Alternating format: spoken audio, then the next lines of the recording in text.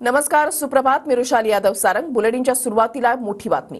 महाविकास आघाडीचा आजचा महाराष्ट्र बंद हा मागे घेण्यात आलाय, पण निषेध आंदोलन केलं जाणार आहे.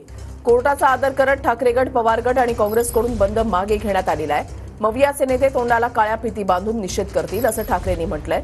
कोर्टाचा आदर राखून आज महाराष्ट्र बंद मागे घ्यावा असं शरद पवारांनी म्हटलेलं होतं. आम्ही बंद करणार नाही, जनतेनं बंद केल्यास संबंध नाही असं नाना पटोले यांनी म्हटलेलं आहे.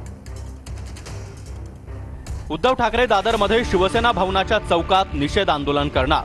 शरद पवार पुण्यामध्ये बाबासाहेब आंबेडकरांच्या पुतळ्यासमोर आंदोलन करणार, तर नाना पटोले ठाण्यामध्ये निषेध व्यक्त करणार.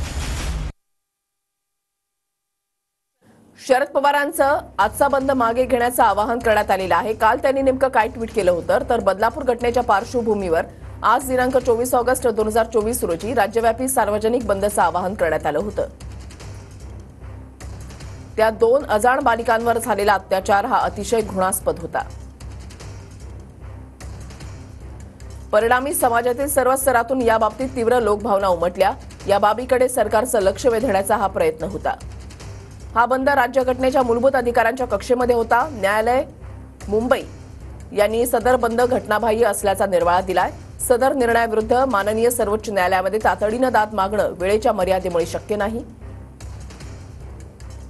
भारतीय न्यायव्यवस्था संविधानात्मक संस्था असल्यानं संविधानाचा आदर राखून आजचा बंद मागे घ्यावा असं आवाहन करण्यात येतं.